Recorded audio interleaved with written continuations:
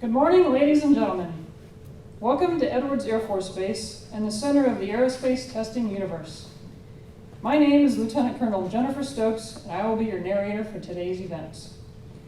Today, the United States Air Force and the men and women of the Air Force Operational Test and Evaluation Center Detachment 5, in keeping with one of the oldest traditions in military service, pay special tribute to Colonel Glenn Rineheart on the occasion of his retirement following 26 years of distinguished military service.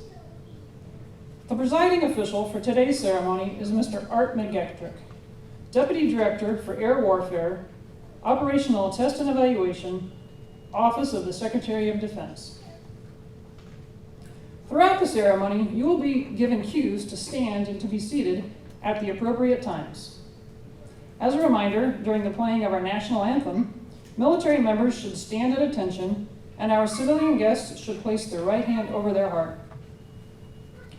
At this time, I would ask you to please silence all cell phones and electronic devices.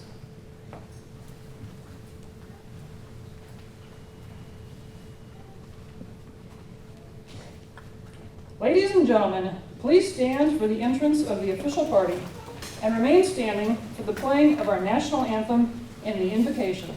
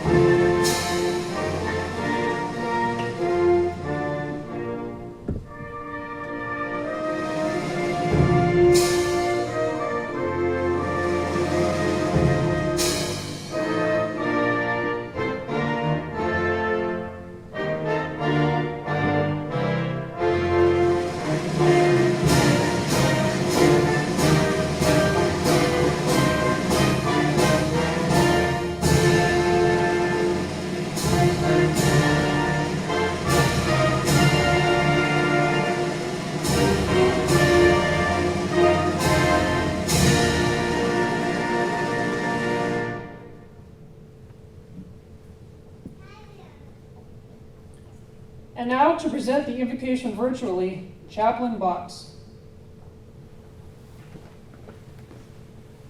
Hello everyone, I'm Chaplain Box, joint base Lang Lead Eustace. I invite you to join me as I call in close prayer support for our time together. Let's pray. Father, you're the one who is always near us. One of your ancient operational testers reminds us that you're the God who drives out darkness. Your light that illuminates our airways. Your runway is straight and smooth, and everyone who follows your flight plan, they always make it. Well, no one knows this better than Glenn Rineheart. He has seen your life flood his route from its beginnings at the Air Force Academy, through the tanker and airlift communities, and into the renowned test force, where he makes his career full stop today as commander of the Air Force Operational Test and Evaluation Center's mighty Det 5 test team. Thank you for Rhino and all the good he has done, taking care of airmen and their families, and getting the mission done during his 26 years of active duty service. Thank you also for his wife, Reggie, who's been married to Glenn for 10 years in a row, and their junior tester, Mia. Watch over Team Rhino as they move out from active duty, marking their waypoints with your unmistakable beacon. I commit them in this retirement celebration to you now. You're our safe leader and our true mountain guide. Amen. Ladies and gentlemen, please be seated.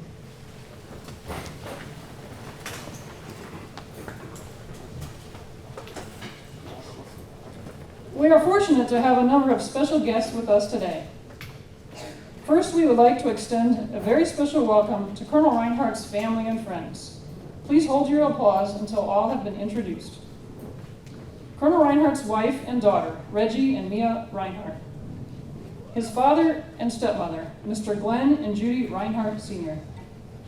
His stepfather and mother, Dr. Joseph and Celeste Henry. His brother-in-law and sister, Mr. Pablo and Alexia Celadon, and their 3 children, Alice, Lucas, and Gabriel. His half-brother and sister-in-law, Mr. Dennis and Penny Rineheart. His godmother and aunt, Ms. Bianca Bucaro and Ms. Lucia Cuesta. His aunt and friend, Ms. Maria Tasson Mancia and Mr. Paul Stockschlater. Colonel Dave Norton and Colonel Jennifer Norton, both United States Air Force retired. Lieutenant Colonel Alan Beatty, United States Air Force retired, and his wife, Michelle Beatty. Mr. Jason Lenio and his wife, Mrs. Sandra Sandoval.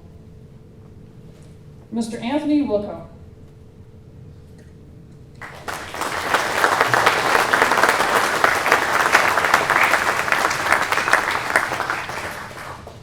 We are also honored to have with us today several distinguished guests.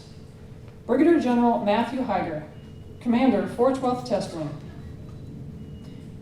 Chief Master Sergeant Denisha Ward Swanigan, Command Chief Master Sergeant, 412th Test Wing. Colonel Michael Baker, Vice Commander, Air Force Test Center. Chief Master Sergeant Christopher Greist, Command Chief Master Sergeant, Air Force Operational Test and Evaluation Center. Colonel Keith Butler, Commander, AFATEC Detachment 5. Colonel David Javorczyk, Commander, AFATEC Detachment 6. Colonel Robert Kelly, Air Mobility Command Director of Communications and Chief Information Officer.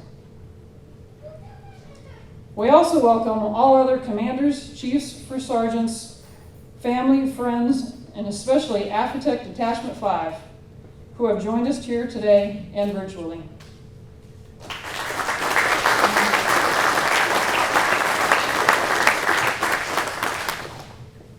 Ladies and gentlemen, it is my pleasure to introduce the presiding officer, Mr. Art McGettrick.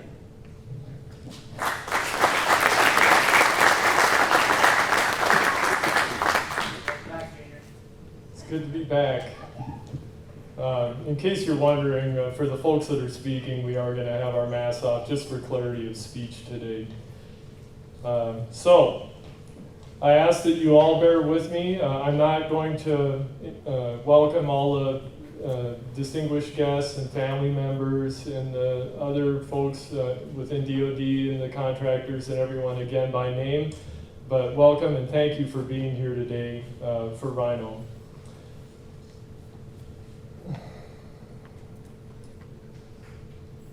I do want to call out by name some of the people that helped with this ceremony today. First of all, First Lieutenant Elizabeth Perry, and also Lieutenant Colonel Jennifer Stokes, who stepped in late in the game to cover down very professionally today as the narrator. Public Affairs for their support, also Mr. Gino Yurden, and the others that helped, and also the Air Force Flight Test Museum that you're sitting in right now made their facility available for us, and I think it's really cool. I've done many ceremonies in here. It's extra work for them to do it, and I really appreciate them for allowing us to use their facility today, especially Mr. George Welsh, their director and chief curator. So, bear with me as I talk. I'm going to talk some, actually, first of all, to the folks on the government side that have worked with Rhino recently to give you a little bit more of the picture of where Rhino came from and kind of what makes him tick. And then I'm going to talk about Rhino's career some for the families, so you guys have an idea of the great things he's done serving his country in the Air Force. So with that, let's jump in and get going here. No, one more thing. Reggie, I do need to talk to you right away and thank you for all your support for Rhino, for jumping on a fast-moving train and immediately going overseas once you were married, and for all the times you kept the home fires going while he was deployed and all over the Pacific, and some other PCS moves that you've done. And Mia, same for you. Thank you for all your support for Rhino. Do that right up front. Okay, so let's start talking about Colonel Glenn Rineheart. Rhino was born in 1973 in Miami. He grew up in Hollywood, Florida.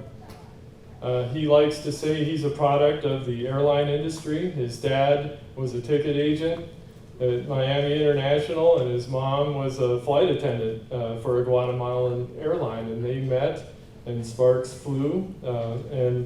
Rhino also lived for a couple of years, ages 8 to 10, in Guatemala.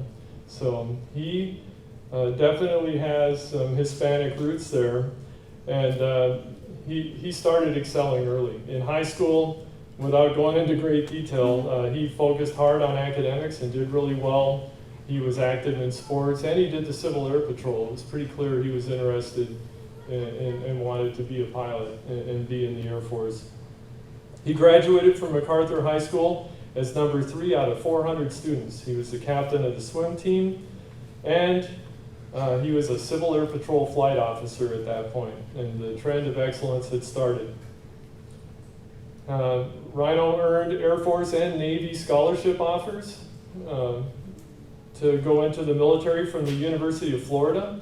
He also got a congressional appointment and was accepted to Annapolis. But he really wanted to go to the Air Force Academy. The Air Force Academy offered him the 1-year prep school plan, and then going to the academy if he did well there. And he wanted to be a pilot badly enough that he took the extra year plan, signed up for the 5-year plan, and did the prep school, did well, and made it into the academy. While he was at the academy, Rhino excelled. He majored in civil engineering, he minored in Spanish. I think he might have had a head start at that, I'm just guessing. But they had limited pilot slots, so they did not offer him a pilot slot. After all of that work, he got a civil engineering assignment. And with a smile on his face, he started serving his country in 1996. He was assigned to the 76th Civil Engineering Group at Kelly Air Force Base in San Antonio, Texas, as a structural design engineer. He right away was responsible for 38 projects worth over $5.8 million. While he was doing that, he was also working on his master's degree in structural engineering from the University of Texas, San Antonio, in residence. And while he was doing that, he started applying for waivers to go to pilot training, because while he was finishing at the academy, just a month before graduation, he broke his leg badly enough to require plates and screws and other things. And they're like, oh, no, that's not going to work. But Rhino didn't give up. He started applying for waivers, and that did not work. So while he was excelling as an engineer, the Air Force said no. But then Tech Sergeant Dickinson, one of the folks working the medical stuff there, said, you know, sir, you could apply for, and I've got to get the right term, an exemption to medical policy. And he gave Rhino some excellent advice, and Rhino did that, and it was approved. So I just want to foot stomp here that a professional NCO that knew their job inside and out gave outstanding advice to an officer that listened, and that changed the outcome of his whole career, right? And I would contend, having worked in Det 5 for 4 years, that I saw that every day. Our NCOs are the backbone of our force. When we go to other countries, they don't ask us about our airplanes, they don't ask us about what the officers do for a living. They ask us, how do you grow NCOs like that? Where do you get them? How do you do that? Because they realize it too. So just want to call out our NCOs here today on that. So Rhino applied for that, and Chief of Staff of the Air Force, Ryan, approved it. After that, he still had to get selected for pilot training once he got that exception, and he was. And that's because Rhino excelled. Just in the short time he was there as a civil engineer, he won Group N Squadron Company Grade Officer of the Quarter 3 times, already settling into that trend of excellence. So in 1999, after 3 years as a civil engineer, Rhino went to pilot training at Laughlin Air Force Base, Texas, beautiful Laughlin. And there he flew the T-37 Tweet and the J-1 or T-1 Jayhawk. His training report said the following: excellent performance, he will excel. It also said he displayed the highest standards of initiative, bearing, appearance, and teamwork. Det 5, is that sounding familiar? Okay, that was as a lieutenant. In 2001, out of pilot training, Rhino was assigned to KC-135s at Grand Forks Air Force Base in North Dakota. And he quickly excelled as a co-pilot, and they made him a squadron executive officer pretty quickly too. He arrived just 3 days before 9/11 happened, and so even though he hadn't finished his local checkout, he was airborne refueling fighters over Denver and Chicago, including some scramble launches too. And not a bad immersion for a brand new pilot. And in the middle of that, he had a perfect no-notice flight check. So he's actually pretty good at flying too. Rhino was sent to Squadron Officer School, which is kind of the captain level professional military training, while he was there at Grand Forks, and he was voted the outstanding contributor by his peers. Only one of them makes that within each of the groups of students. And his partners there, his teammates, voted him for that. His training report there said an excellent role model, a leader, a communicator, and a motivator. That should also sound pretty familiar to the Det 5 folks that are here and others that have worked with him. Rhino went back to Grand Forks and quickly upgraded all the way through aircraft commander to instructor pilot. He did 8 combat deployments for Operations Northern Watch, Southern Watch, Enduring Freedom, and Iraqi Freedom. So a lot of Iraq and Afghanistan time, refueling fighters and other aircraft so they can do their mission and all the other platforms could do theirs. While he was deployed, he was an assistant deputy for operations. He was also the group level executive officer. And by the time he left Grand Forks, in just a pretty short time, he was ranked as number 1 out of 35 group company grade officers, number 1 of 19 aircraft commanders, number 1 of 3 flight commanders, squadron company grade officer of the year, top 1% of officers in the group, and he won multiple company grade officer and aircraft commander of the year awards. So excellence continued for Rhino. Because of that, he was selected for something that actually turned out to be kind of difficult, the Phoenix Reach program, and they said, you're so sharp, we're going to broaden you for future commands and things, and we're going to take you out of what you're excelling in, and we're going to put you somewhere else to broaden your background. So Rhino was sent in 2006 to Pope Air Force Base, North Carolina, to fly C-130Es. He also made major around that time. And it turned out to be a real challenge to learn the new aircraft when they immediately put you in a major level job too. But he did it. He did 2 combat deployments. He was selected for a battlefield upgrade to aircraft commander. And they started putting him in charge of things, starting with the Wing Voting Assistance Program, which won an outstanding in the UCI, a big inspection for administrative stuff. And so based on that, the wing commander knew that it's a very selective program, that Phoenix program.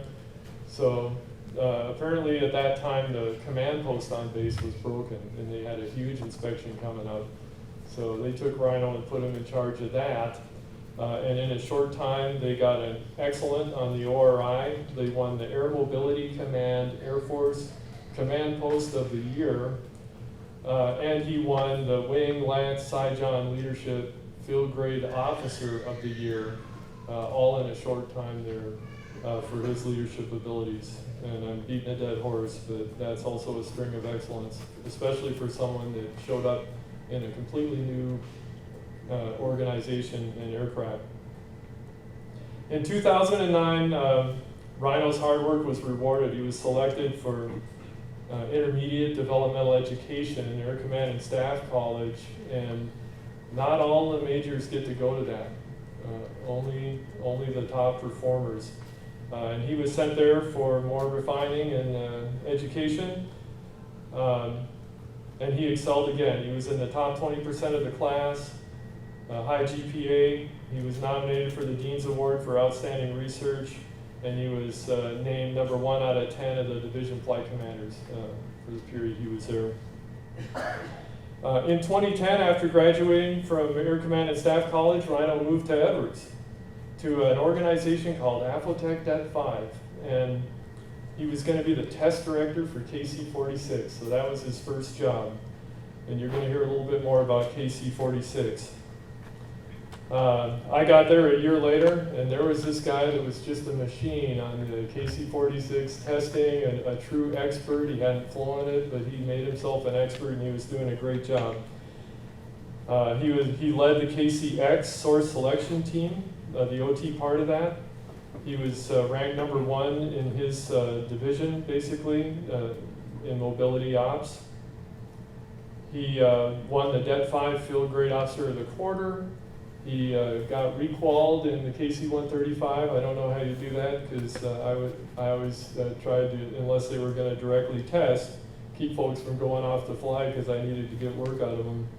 And then I arrived, I think I mentioned that a year later, in 2011. And Rhino made 05 pretty quickly without any help from me, but he was doing such a great job, I pulled him out of mobility ops and made him my deputy. And he had not done a lot of testing before that, hadn't had a ton of staff jobs or anything, but man, did he ramp up quickly, and he did an absolutely outstanding job. Because of that, he was ranked number 1 of 10 05s, lieutenant colonels in Detachment 5, and some Santa Claus said he was the best DO he'd seen in 26 years. I don't know who that was. And he was nominated for the 2012 Jabara Leadership Award also. I wasn't the only one that noticed some excellence. Afotech Commander ranked him number 2 out of 44 lieutenant colonels and number 1 out of 5 DOs in all of Afotech. I honestly don't know Rhino. The 2013 Chief of Staff AFA Citation of Honor National Aerospace Award. Did you win that, or was that a nomination? So he was the chief's nominee for that, so I would say that's pretty good. But most importantly, in 2011, Rhino met Reggie in LA. She was from Sao Paulo, Brazil. Her friend was dating Rhino's friend, and they met at a dinner. Some sparks flew, and they started dating. So very early on, like only after about a month of dating, the Air Force ball was coming up. And Rhino came to me, he's like, I'm thinking of asking her, and I'm like, sure, go ahead. And so he asked her, and she said yes. And I said, I'm an old fighter pilot, and a lot of the test pilots are, and at formal dinners, usually the dinner rolls start flying, and all kinds of things happen. So you might want to warn her that we're really just overgrown children. So I actually don't know if he warned you, but we were actually on our best behavior that night. But what we saw at the ball was Rhino walked in with what looked like a movie star, no kidding. Everyone just stopped talking, and we're like, where did Rhino find her? It's unbelievable. He's dating a movie star. That was what we decided. And so afterwards, we all pulled him aside and said, Rhino, don't mess that up. We want to be your friend too. So he took the order to heart, and they were married the next year. And we all went like that, and because it's been great being your friend too. And that was a touchdown for the Rhinos, but it was also a touchdown for all the organizations that you were the first spouse into.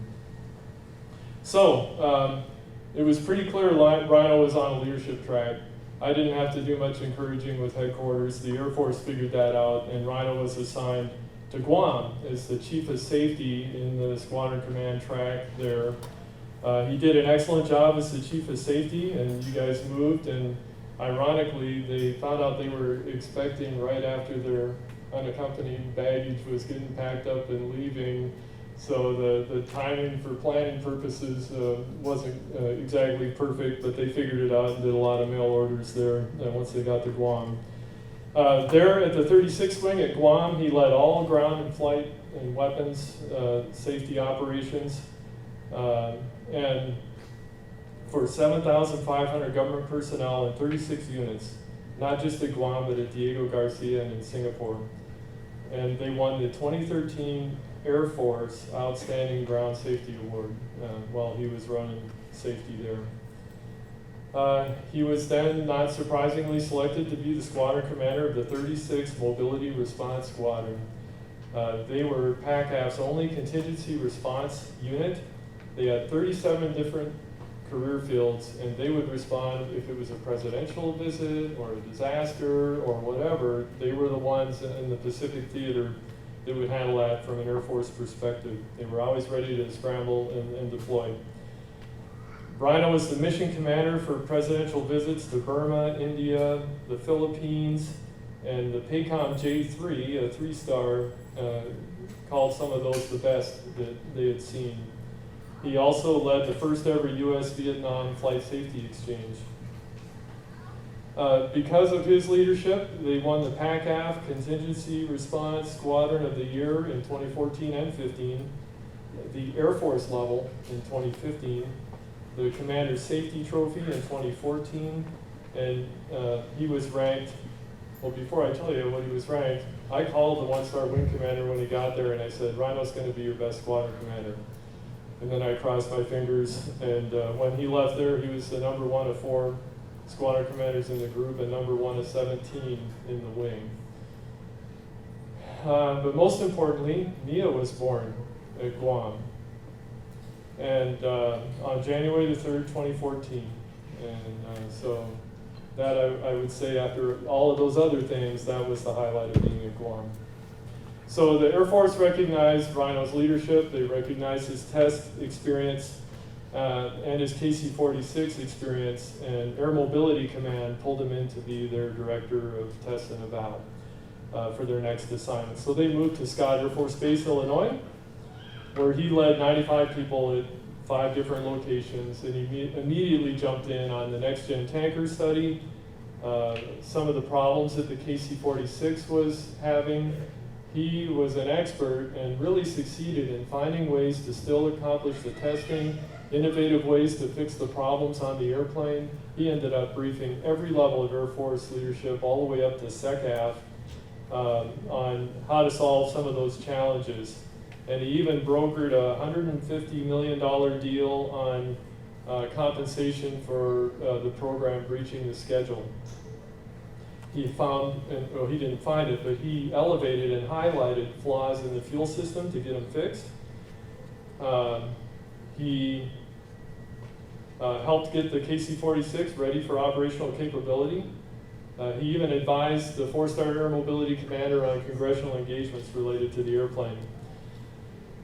But he had a day job, not just helping the KC-46 program, so he helped revise the Air Mobility Command test procedures. He supported the Army on airdrop tests. He did the first ever cybersecurity briefing for Air Mobility leadership. And he also helped NASA with their Orion parachute system testing. So coming out of Air Mobility Command, he was the #1 of 10 O5s for the 2-star, his 2-star boss, and the 4-star said he's the #1 KC-46 expert in the Air Force, and I'm sending him to be the Affotech Det 5 commander. So 4-star push. So right around that time, I got a phone call from the current Affotech commander saying, "Do you know a Rineheart guy?" Because someone is trying to send him our way, and I said, he'll be the best DECO in Affotech. I don't think they needed much selling, especially since the 4-star was sending him anyway, but I at least gave him my 2 cents. So, I'm not going to talk a lot about Rhino's accomplishments in Det 5. You're going to hear most of that when we read his declaration, so I will not be redundant there, other than just a couple highlights. He implemented several new processes, especially some things called periodic reports. So rather than wait for a test that takes several years to get done, Det 5 started putting out these excellent short reports for senior leaders where you can just open it up and very clearly, for the uninitiated in the program, they can understand what's working, what's not, and there are recommendations for the program. And really what it is it's a post-it note right on the program's forehead that says you kind of need to fix these things, and it's not a surprise later on. And so it has had a huge impact across all of the Det 5 programs, and I know the rest of, I think Affotech is doing it too. I'm looking at Animal for Det 6. The periodic reporting is a very powerful thing that I'm still kicking myself for not thinking of when I was at Det 5, but well done there. Rhino also has been flying. I don't know how he did it, but he had time, or made time, to do several KC-46 firsts. He flew the first B-2 night contact air refueling. He flew the first E-4B National Command Post 747 contact with the KC-46. He did the first simultaneous 2-ship of AV-8B Harrier refueling off the drogue hoses there too. So, not bad. He also helped broker and convince Air Force leadership and Boeing to go along with a fix for the visual system on the KC-46. He played a key role in that, bringing in a PhD and that knew how to fix it, and then convincing everyone involved that that was the way to go. And I won't read it, the whole thing to you, but this is a 4-star email talking about all the things Rhino did to help the KC-46 program with his leadership too.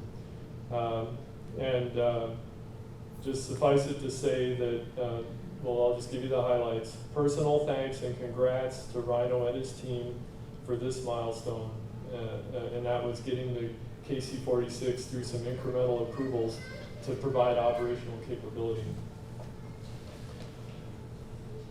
Okay, home stretch here. You know, a lot of accomplishments by Rhino, but I would say the most important thing is that one, he maintained balance and took care of his family. Two, the organizations he was in and the people all around him excelled and did a lot better, and he had a huge impact there too. To include some really tough situations where they had a fatality due to a motorcycle accident up at the operating location in the state of Washington. Rhino rushed there to help take care of the family, and the chaplain that you saw on TV here did an outstanding job working with the detachment personnel to help take care of them too.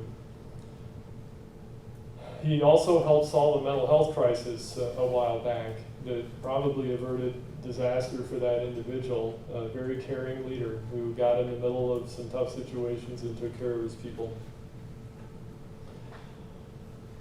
All right, and I already mentioned some things about the Det 5 people. You guys are the real secret, right? Rhino gave you guys what you needed. You did the mission. Thank you for excelling under Rhino's leadership. And what's neat about Det 5 is, I mentioned the NCOs, but you have government civilians that have been there for a long time that are that stability. You have operators, officers, and enlisted right out of the field that are experts in what they do, and contractors that provide invaluable additional support. And without that kind of quartet that comes together as a cohesive team, Afotech Det 5 wouldn't succeed. So, my only regret is that having seen how well Det 5 did under Rhino's leadership, I just felt a little inadequate myself and a little bit jealous. But congratulations to Det 5 for rising to new heights. I thought you guys really excelled when I was there, and you left that in the dust. And you'll hear about it in his award. They just had a highly effective Inspector General inspection. They were named the best detachment by the IG that they'd seen. The 2019, 2020, and 2022 Chief of Staff of the Air Force Citation of Honor National Aerospace Award nominations. They won in 2020 and 2021 the International Test and Eval Association Special Achievement Award, which is amongst 7 countries for KC-46 testing, and then the whole Det won the second one. So just outstanding work. And Rhino is also, like I said, a gifted aviator. He has almost 3,000 hours in the KC-135, the C-130, the KC-46, the T-3, and a bunch of other things, including 3 hours in the B-2. But 419 combat sorties and over 1,000 combat hours. So he's been downtown too and done the mission there. So Rhino, it's been a privilege serving with you. I consider you a friend, and also one of the most outstanding leaders I've had the privilege of working with. So Mia, your dad is one of the finest men I've ever met. He did a great job serving his country. Someday you'll be a teenager, and you won't think your parents are that smart, probably, but they are. You've got wonderful parents, and they're just awesome people. So take good care of them for me, okay? All right. So I'll just end by saying you've had a lasting impact on the Air Force, the people that you've served with and served for. Congratulations, and on behalf of Afotech and the Air Force, the Department of Defense, and our country, thank you for your many years of service.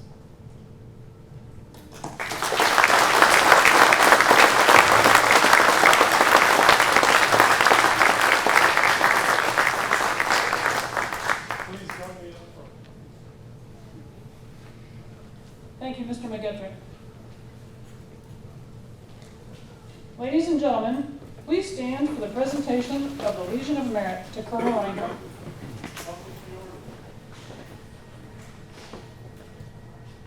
Attention to orders. This is to certify that the President of the United States of America, authorized by an act of Congress, July 20th, 1942, has awarded the Legion of Merit to Colonel Glenn A. Rineheart. Colonel Glenn A. Rineheart distinguished himself by exceptionally meritorious conduct and the performance of outstanding service to the United States as Commander, Detachment 5, Air Force Operational Test and Evaluation Center, Edwards Air Force Base, California, from 27 July 2018 to 28 July 2022. In this important assignment, the stalwart leadership, exemplary foresight, pioneering vision, and ceaseless efforts consistently demonstrated by Colonel Rineheart resulted in significant contributions to the operational test and evaluation of Department of Defense acquisition programs valued at more than $250 billion.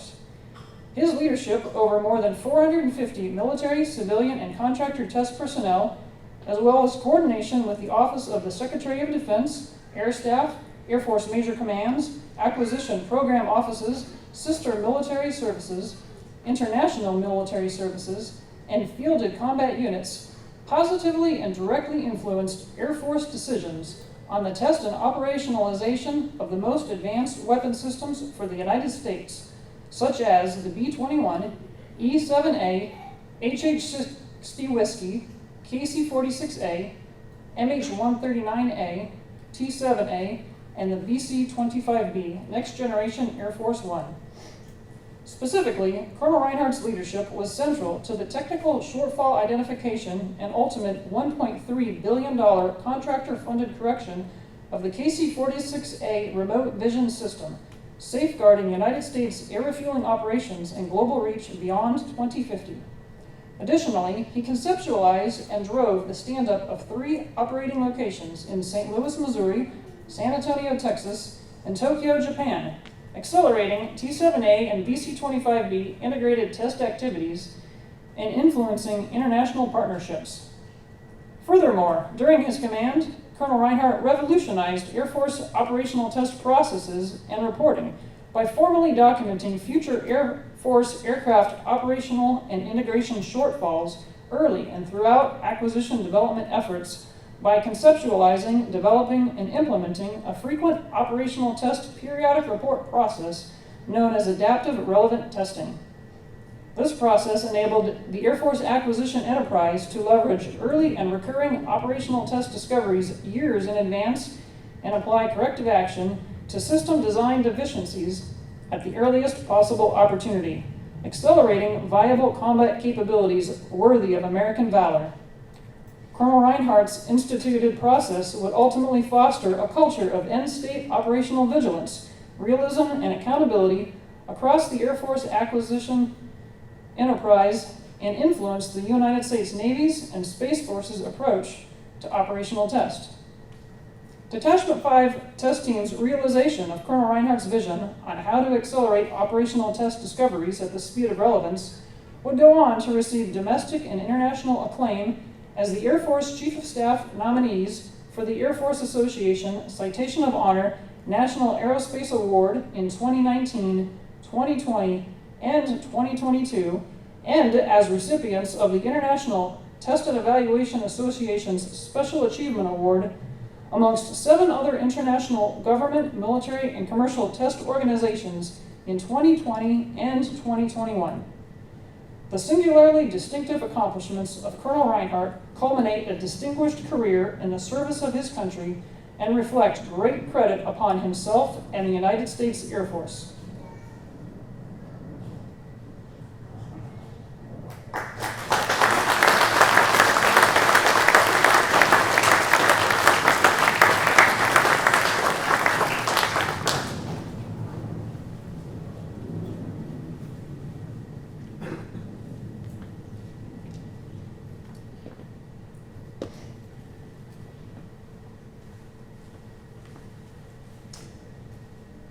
Mr. McGettrick will now retire Colonel Rineheart. Attention to orders. Colonel Glenn A. Rineheart, effective 31 October 2022, you are relieved from active duty. Detachment 5, Air Force Operational Test and Evaluation Center, Edwards Air Force Base, California, and retired, effective 1 November 2022, per Air Force Instruction 36-3203, in the grade of Colonel, having served 26 years, 5 months, and 3 days, by order of the Secretary of the Air Force.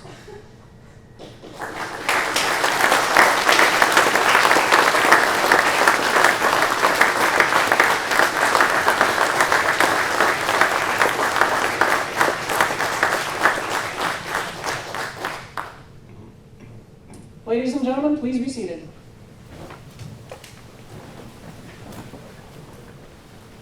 Mr. McGettrick will now present the Certificate of Retirement from the Armed Forces of the United States of America. The certificate reads, "This is to certify that Colonel Glenn Allen Rineheart II, having served faithfully and honorably, was retired from the United States Air Force on the 1st day of November 2022. Signed, General Charles Q. Brown, Jr., Chief of Staff of the Air Force." Mr. McGettrick will now present a certificate of appreciation from the President of the United States. The certificate reads, "Colonel Glenn Allen Rineheart II, I extend my personal gratitude and the sincere appreciation of a grateful nation to you for your patriotic service to our country. Your bravery and dedication in our armed forces helped protect your fellow Americans during a critical moment in our history and contributed to a world of greater security and growing prosperity. Your devotion to duty, honor, and country, in keeping with the long traditions of the finest military in the world, embodied the American ideal of selfless service. Our nation owes you an incredible debt.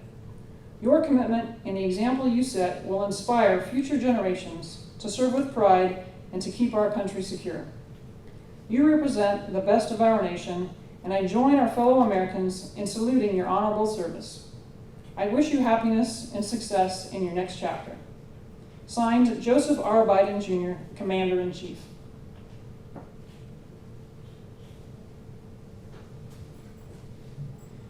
Mr. McGettrick will now present a letter of appreciation from the Commander of the Air Force Operational Test and Evaluation Center.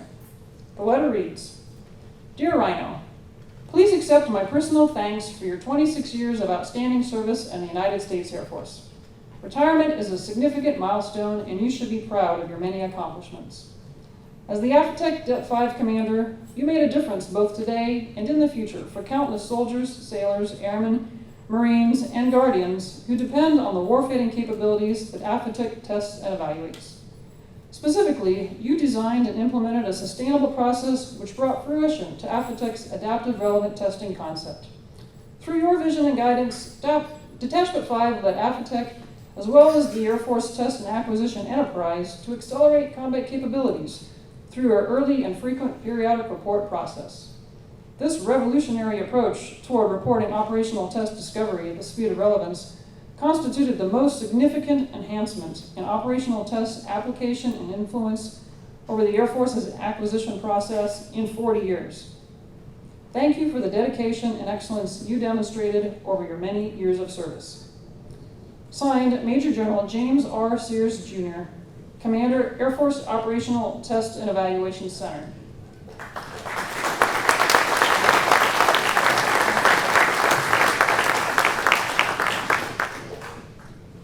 At this time, I would like to invite Reggie and Mia to come forward for the next presentation.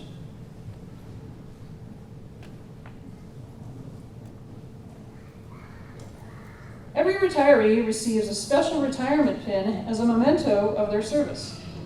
At this time, I'd like to ask Reggie and Mia to place this pin on Colonel Rinehart's lapel to symbolize his transition from active duty into retirement.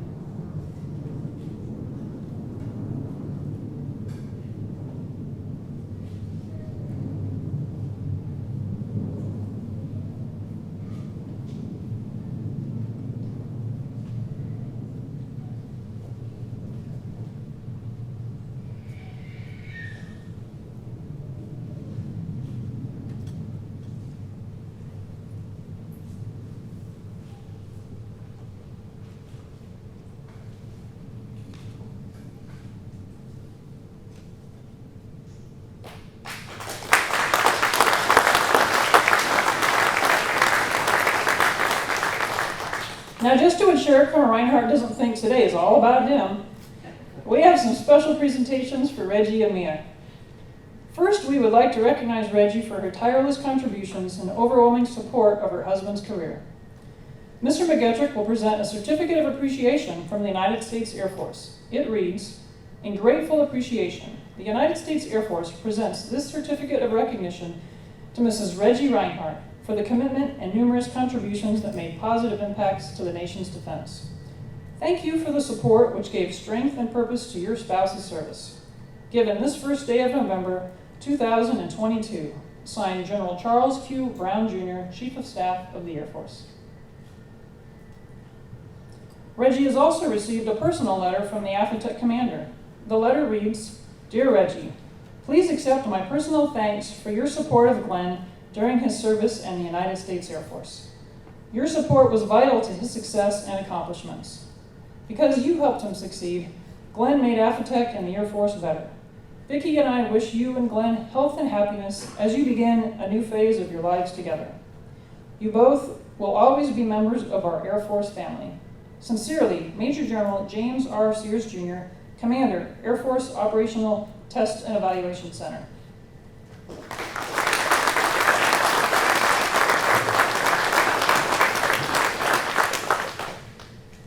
We would now like to recognize Mia for her contributions to her dad's career with the presentation of the Military Child Medal.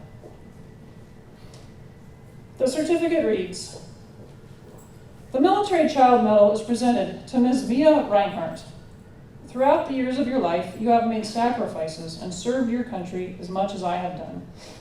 In your loving way, you quietly shouldered the heavy burden that you were asked to carry. Most of the time, you could not understand why I was not there, but you quietly hid the tears, courageously put on a smile, and defiantly promised that you would support me. You were then, as now, one of the most important parts of my life, and it was your love that assured me what I was doing was important. I missed so many holidays and countless special occasions while you were left at home to worry while I was away. You had to say goodbye to friends when we moved throughout the years, and you had to change schools. Your resilience and self-confidence throughout those frequent moves and the COVID-19 pandemic gave me strength. I am proud of you, for it was your love and support that sustained me in those difficult times. There is no way in my mind that I could have been a success in the military without having your support, your understanding, and most importantly, your unquestionable love. Thank you for being there for me. I am now and forever blessed to be your papai."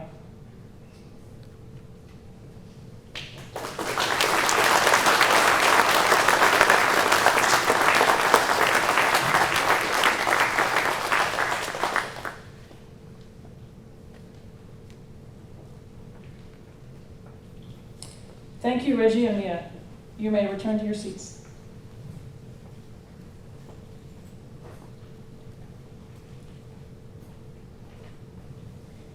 And Colonel Reiner and Mr. McGettrick, you may return to your seats. Before we turn the floor over to Colonel Rineheart, we have one final and very special presentation.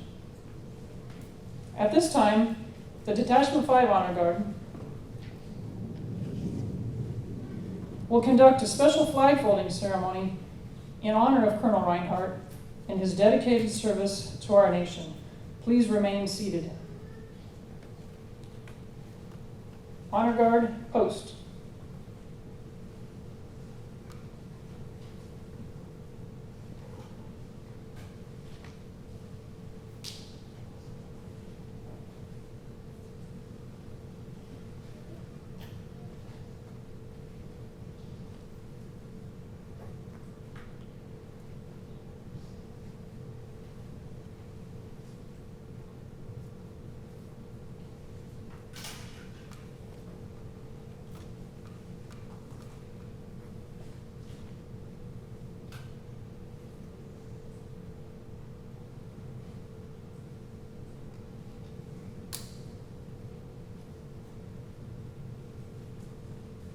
For more than 200 years, the American flag has been a symbol of our nation's unity, as well as a source of pride and inspiration for millions of citizens.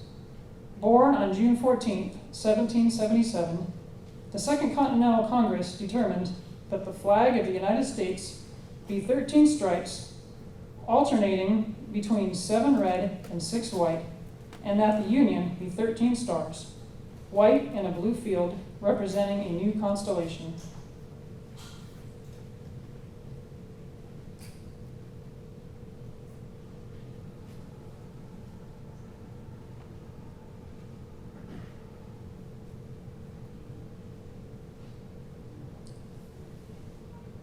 Between 1777 and 1960, the shape and design of the flag evolved into the flag presented before you today. The 13 horizontal stripes represent the original 13 colonies, while the stars represent the 50 states of the Union. The colors of the flag are symbolic as well. Red symbolizes hardiness and valor. White signifies purity and innocence. And blue represents vigilance, perseverance, and justice. Traditionally a symbol of liberty, the American flag has carried the message of freedom and inspired Americans both at home and abroad. In 1814, Francis Scott Key was so moved at seeing the stars and stripes waving after the British shelling of Baltimore's Fort McHenry that he wrote the words to the Star-Spangled Banner. In 1892, the flag inspired Francis Bellamy to write the Pledge of Allegiance, our most famous flag salute and patriotic oath. In July 1969, the American flag was flown in space when Neil Armstrong planted it on the surface of the moon. Today our flag flies on constellations of Air Force satellites that circle our globe, and on the fin flash of our aircraft in harm's way in every corner of the world. Indeed, it flies in the heart of every airman who serves our great nation. The sun never sets on our U.S. Air Force, nor on the flag we so proudly cherish.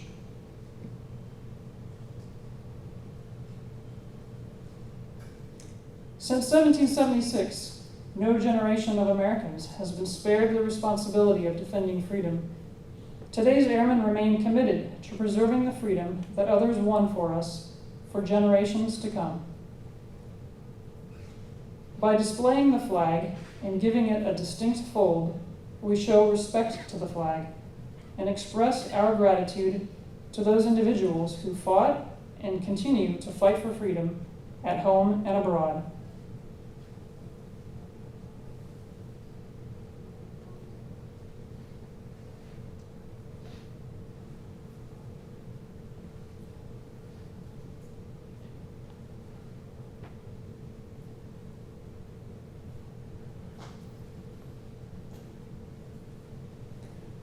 Since the dawn of the 20th century, airmen have proudly flown the flag in every major conflict on lands and skies around the world.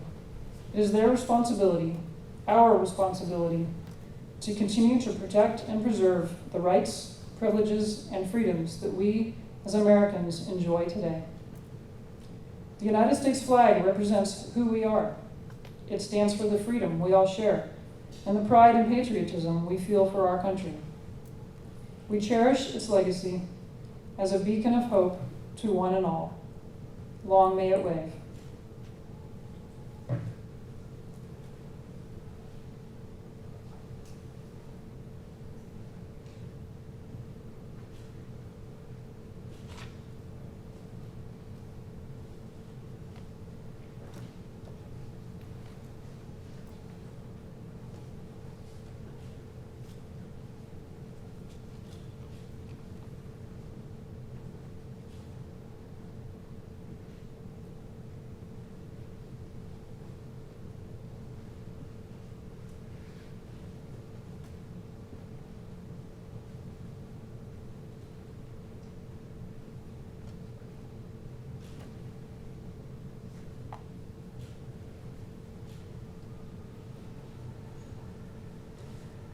Ladies and gentlemen, it is now my pleasure to introduce to you Colonel Glenn Rineheart, United States Air Force, retired.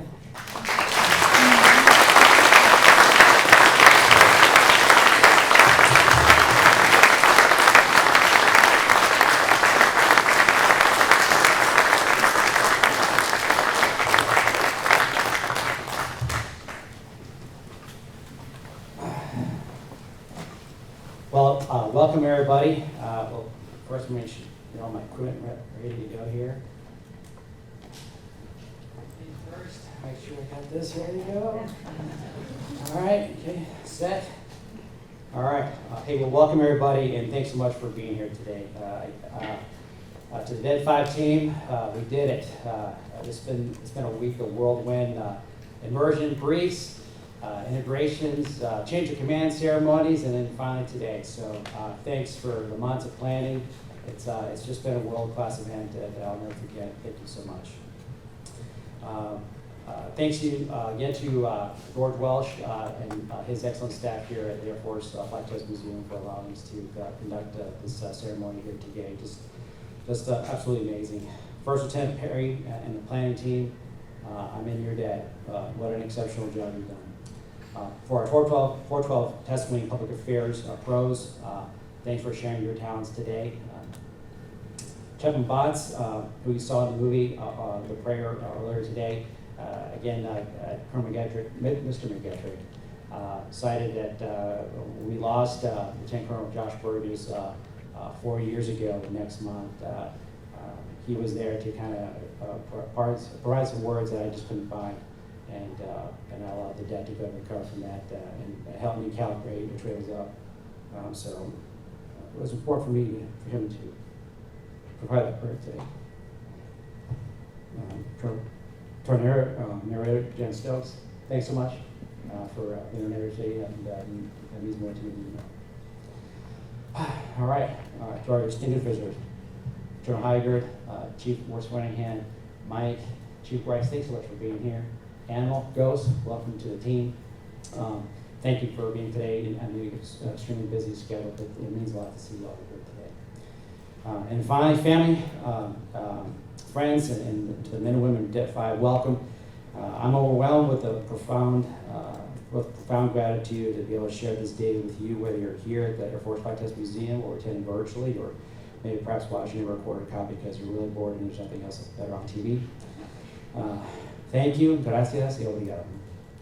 Mr. McGettrick, sir, I just can't thank you enough for taking time out of your incomprehensibly busy schedule, traveling out here, devoting time to prepare for this, all the way from Washington, D.C.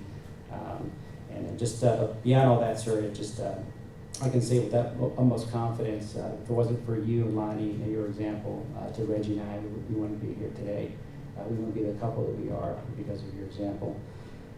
And sir, thanks for your vote of confidence, for allowing me to be your DO back during those days.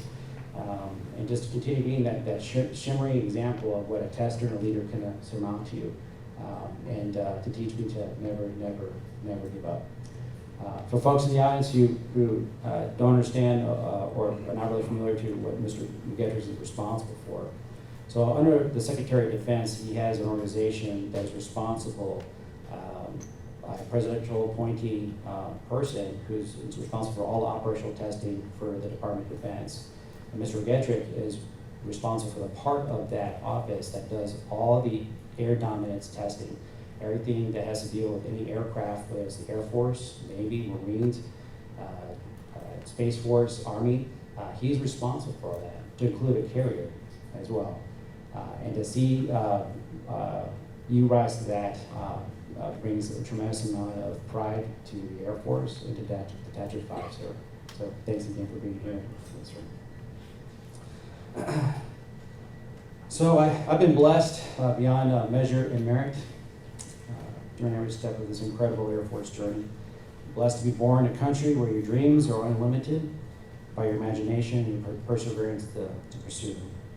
I'm also blessed to be son of another country, my mother's maiden country of Guatemala in Central America, which taught me empathy at the international scale, and how much the rest of the free world looks up to and depends upon the United States, and looks to the United States to get it right. And how we, as Americans, have the responsibility not to break that faith. I've been blessed to be nurtured by parents and family with unconditional love and encouragement. And I was blessed to be the recipient of a constant stream of indescribable inspirations, beginning at a young age, to yearn to be part of a brilliant service enough that a 12-year-old would wake up at 4:55 in the morning so I could watch when WBSN Channel 7 News or station in South Florida would come back on air, and they would present the national anthem, and because there was an F-16, as they were playing that in there. And I would just sit there glued to it until we finally got a VCR, and then I was able to tape it. But what always struck me about that is at the very end there was a message that said, "Aim high, America." So I'm grateful to the Air Force for allowing me to be part of its Civil Air Patrol while in high school.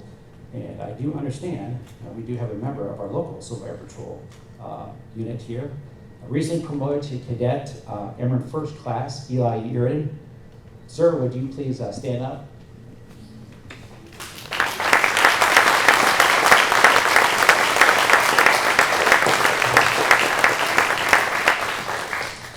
And not present here, but we also have a distinguished Civil Air Patrol Cadet Major David Butler amongst our part of the team. So welcome.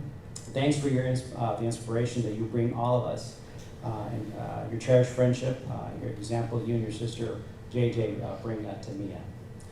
I'm grateful to the Air Force for allowing me to fulfill a childhood dream to attend the U.S. Air Force Academy, and for my family and I to get to know most of our 50 United States, as well as various locations around the world. Above all, I'm grateful to God and His will to allow all of this to happen, for His undeniable presence during a few close calls over Iraq, Afghanistan, and Nepal. For those who know me closely, you know that I'm kind of into music in a big way. And I share that because I found that 1969's Abbey Road was my favorite Beatle album that I was listening to as a child and a teenager and even now.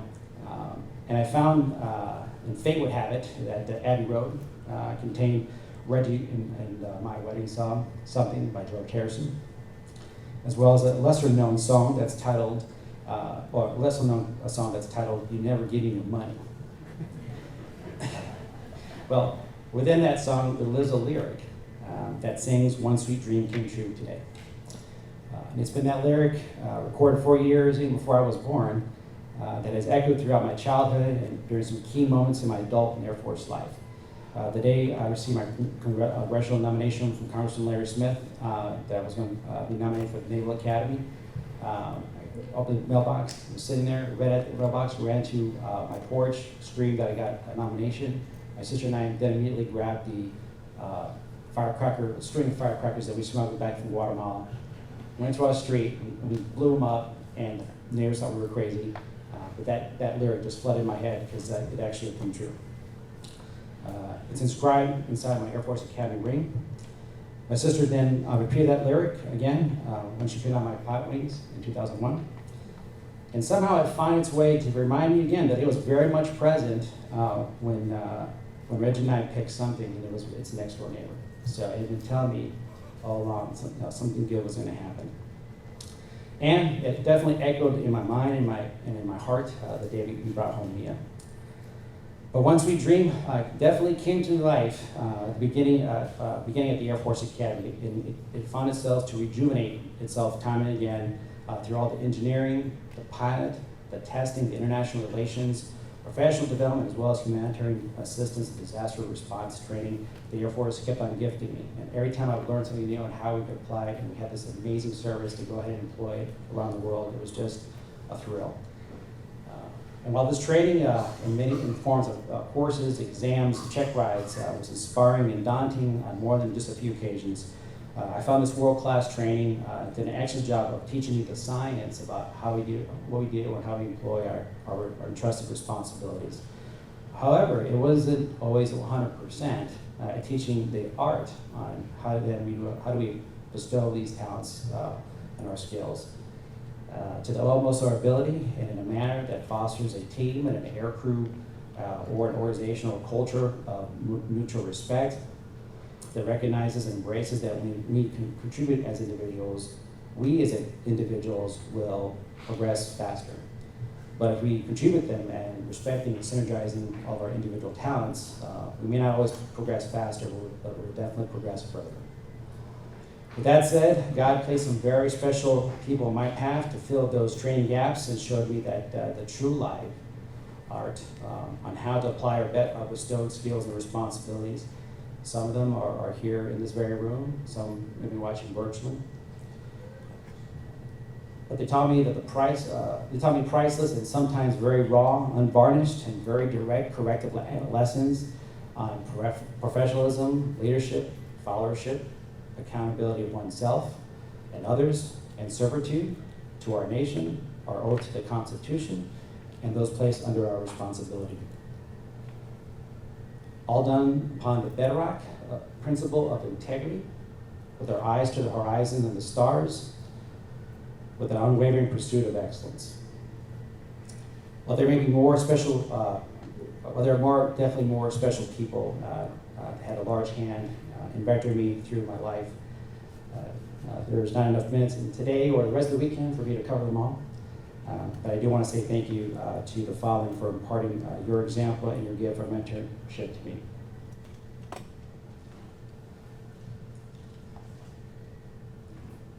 Okay, so here we go. My middle school math teacher, Miss Annie Glusman, Mr. and Mrs. Charles Franklin. My swim coach, Coach Terry Paris, Mr. Frank Clark, Dr. Marvin Quint, Senior Master Sergeant Albert Smalley and his wife Nancy, Senior Master Sergeant Joe Hurt and his wife Diana, Colonel Robert Kelly and Mr. Anthony Wilco, both of which are here today, and there is no way I would have made it to the Air Force Academy without the two of you. That's a fact. And along with other special people like Keith Udkoff, Aaron Pyle, and the almighty all-stars at Squadron 38. Colonel Dave Norton, thanks for being here today. You gave me the first glimpse of the type of engineer and officer and friend I aspire to be. Thank you to the other Colonel Norton, who's here today. Jennifer, thank you for traveling from San Antonio and for just get a chance to hang out some more. Colonel Kent Lancaster, Colonel Harrison Smith, Colonel for Jennifer Stokes, maiden name Blevins, and my very first combat aircraft commander following 9/11 overseas, and just showed me how to properly fly the KC-135, and she won't tell you this, but I will. Undoubtedly saved my life. The boom operator was on her as well, along with her own life, and the life of an E-3 AWACS that if it wasn't for her quick maneuvering, we would have collided with, because we came with about 100, 200 feet of them because they weren't watching where they were going. And so thank you, Jen. She's also an introvert, does not like attention. So Mr. Joe Maxson, Lisa Pierce, Colonel Dan Cooley, Colonel Russ Davis, Colonel Kip Terrain, Colonel Ida Reamer, thank you for giving me a chance to be your OG exec. Major General Tim Sedalis, Colonel Walter Ward, Colonel Tom Primus, Mr. Ray Russ, Mr. Doug Yeager, Mr. Mike Whalen, Mr. Keith Sanders, also known as our Harrison Ford stunt double. Raise your hands so everybody can see you, Harrison. All right. Colonel Keith Beating. Keith, he's also here with his beautiful wife. Thank you so much for being here. One of the best pilots and one of the best friends I've known. Thank you for slinging me over your shoulder during some rough times there. And just thank you for also recommending a great Vegas wedding chapel for Reggie and we got married in the same chapel. Not to each other. All right. Colonel McGettrick, sir, thank you again. For that incredible example you gave me. Major General Andrew Toth, Colonel Mac Langdon, Colonel Lee Anderson, Colonel Chris Weaver, Master Sergeant Shane Reed, Senior Master Sergeant Shane Reed, Chief Master Sergeant Dan Weimer, Mr. Scott McMullen, also known as Mr. Leibowitz, you'll understand that one.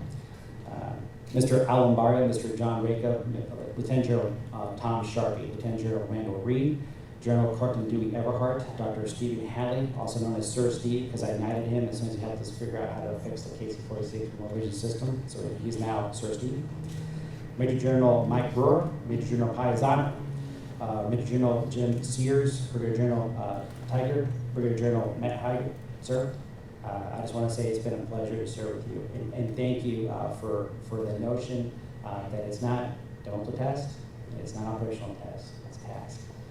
And just continue to foster that formation, to get you closer from Blues Trail all the way down to Thunderbird 5010. So thank you, sir. Colonel Chuck Botts, who we talked earlier about, Colonel Magnus, Colonel Dan Animal Jaworczyk. Been a great honor to work with you, sir. Chief Master Sergeant Gino Yearden, Lieutenant Colonel Mike Gusdiever, Lieutenant Colonel Scott Robertson, Lieutenant Colonel Lisa Jolly McCullough. There she is. All right, Senior Master Brian Petaway, thanks for being a great SEL buddy.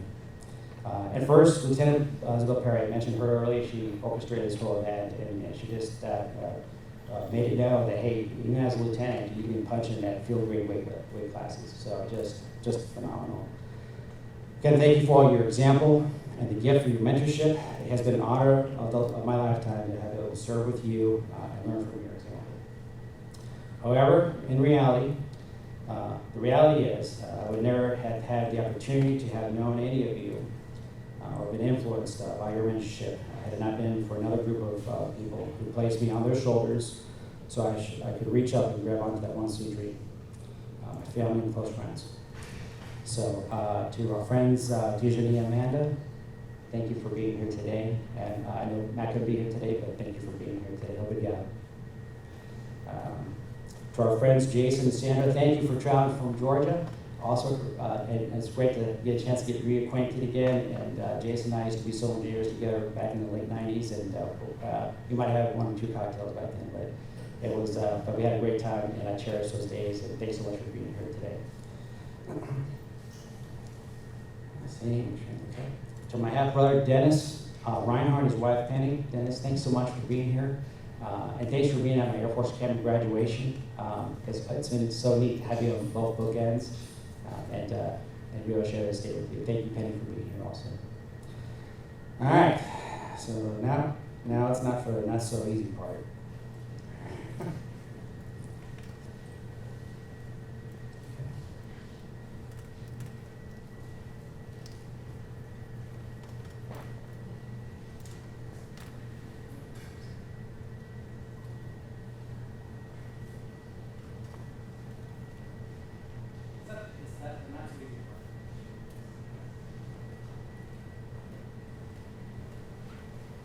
All right, so this is my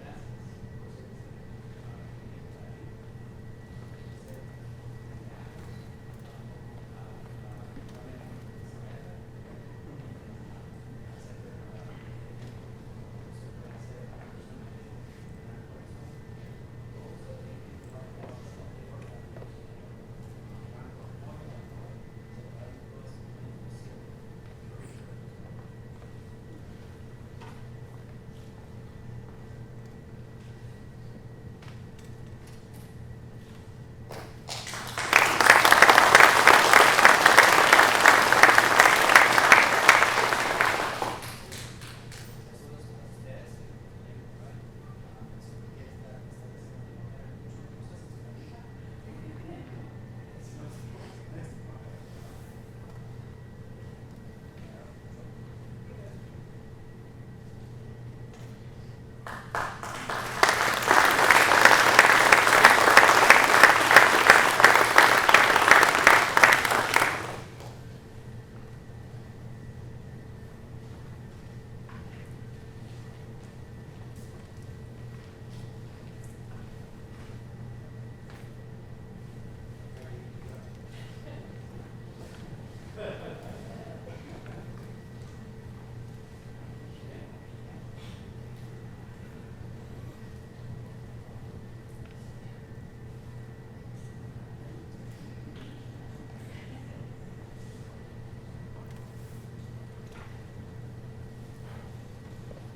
is my sister Alexia.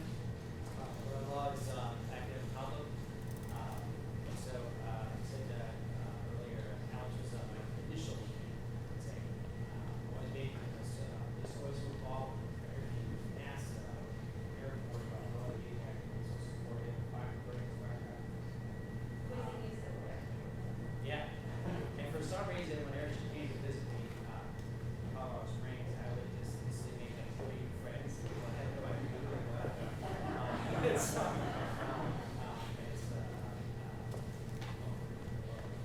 graduated here, so she's also got a lot of training. Her own practice for 20 years now. Every time I had one area was struggling, some legal issue, she would put her schedule aside, make time to talk with them, no problem, give them some advice, just think about whether they were putting something in order or not. So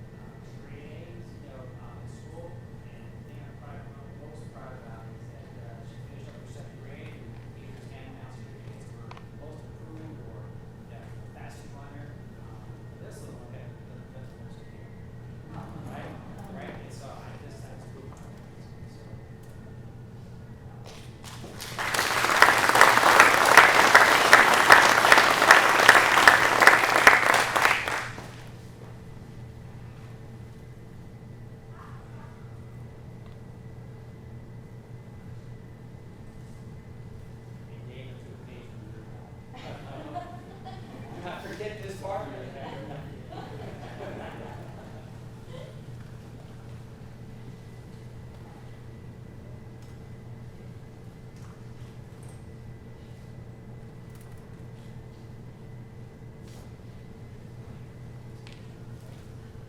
One more.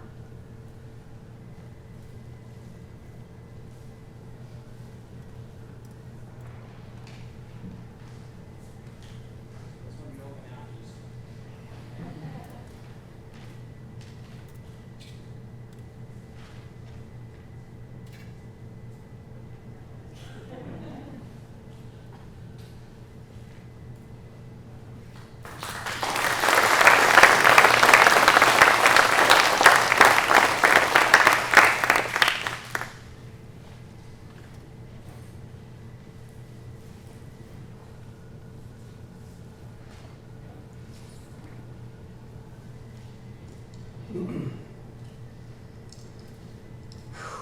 Okay. So before I close, I'd like to address the men and women in uniform. It's been an honor to serve and live the dream with you. But now, as I depart the formation, I'd like to leave you with a quote from former President Theodore Roosevelt, known as the man in the arena. Taken from his speech titled Citizenship in the Republic, given in Paris on April 23rd, 1910. Major General Brewer said it to me during my change of command here at Dead 5 in 2018. And I cited it during Lieutenant Colonel McCulloch's promotion to Lieutenant Colonel in June. And now I cite it for you with a few minor edits.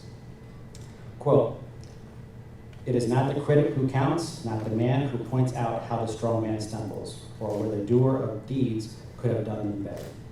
The credit belongs to the man or woman who is actually in the arena, whose face is marred by dust, sweat, and blood, who strives valiantly, who errs, and comes up short time and again, because there's no effort without error or shortcoming, but who actually does strive to do the deeds, who knows great enthusiasms and great devotions, who spends him or herself in a worthy cause, who knows at best, at the end, the triumph of high achievement, and who, at worst, if he or she fails, at least fails while daring greatly, so that his or her place shall never be with those cold and timid souls who never know victory nor defeat."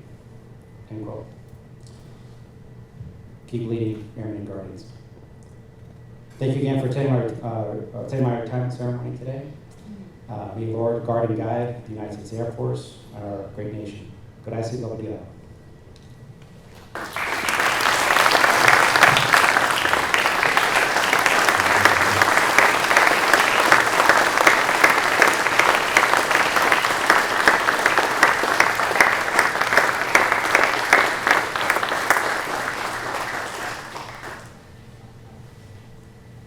Thank you, Colonel Rineheart. Ladies and gentlemen, please be seated. For our final presentation, we would like to share a video honoring Colonel Rinehart's family, friends, and military service.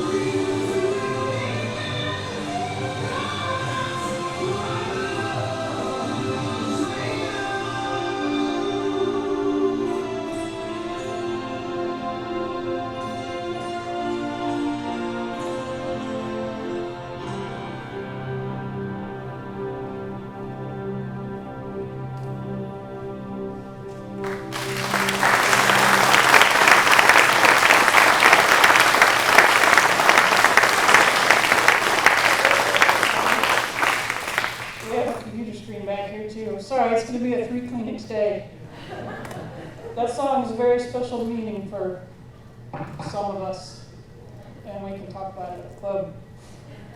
But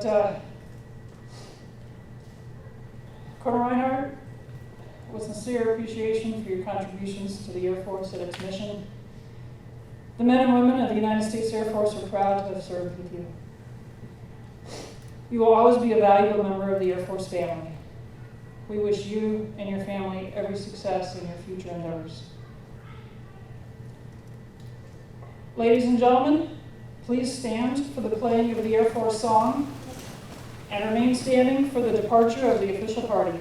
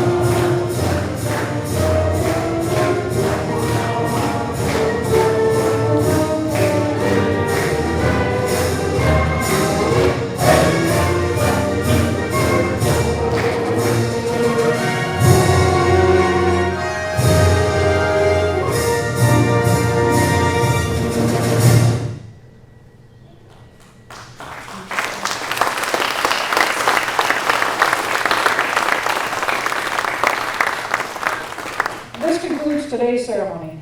We invite everyone to join us for a reception in the Alliance Room at Club Muroc. On behalf of the Rineheart family, thank you for attending today's ceremony.